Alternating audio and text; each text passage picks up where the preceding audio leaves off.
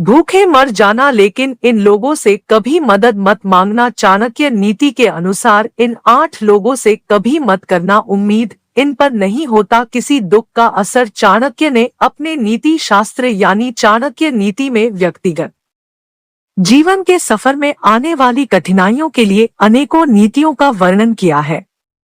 चाणक्य की इन नीतियों को कई राजा महाराजों ने भी अपनाया।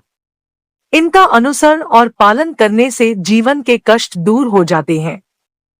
चाणक्य ने अपने नीति ग्रंथ के एक श्लोक में 8 ऐसे प्राणियों का वर्णन किया है जिन पर किसी दूसरे व्यक्ति के दुख का कोई असर नहीं होता। इस श्लोक में चाणक्य कहते हैं कि राजा यानी शासन व्यवस्था को कभी किसी व्यक्ति के दुख का कोई फर्क नहीं पड़ता, क्योंकि वह कानून के नियमों में बंधा होता है और उसके आगे दुख व भावनाओं को नजरअंदाज कर देता है। चाणक्य के मुताबिक वैश्या को सिर्फ अपने काम से मतलब होता है। उसे इस बात का कोई फर्क नहीं होता कि दूसरा व्यक्ति कितना दुखी है या उसकी पीड़ा कितनी है। यमराज का जिक्र करते हुए चाणक्य कहते हैं कि यमराज पर लोगों के दुख दर्द का कोई प्रभाव नहीं पड़ता। लोगों की भावनाओं को परे रखते हुए समय आने पर वो प्राण हर ही लेते हैं।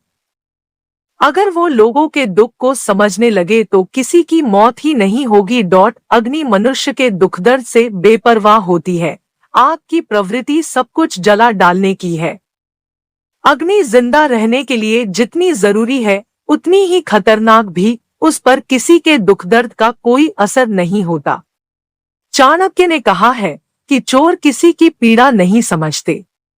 उसका एक ही लक्ष्य होता है, चोरी करना। उसके चोरी से सामने वाले के साथ कितनी बड़ी परेशानी हो सकती है, इससे उसे कोई मतलब नहीं होता। चाणक्य ने 8 प्राणियों में बच्चों को भी शामिल किया है।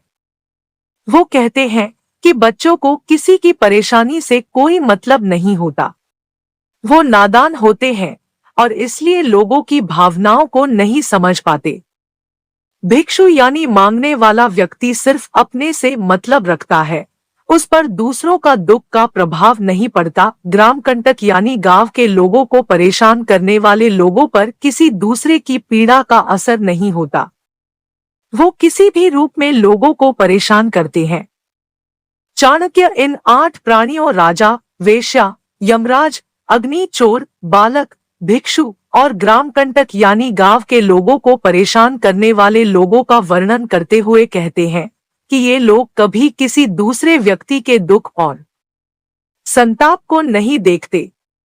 ये अपने मन के अनुसार काम करते हैं, इसलिए इनसे दया की अपेक्षा नहीं करनी चाहिए।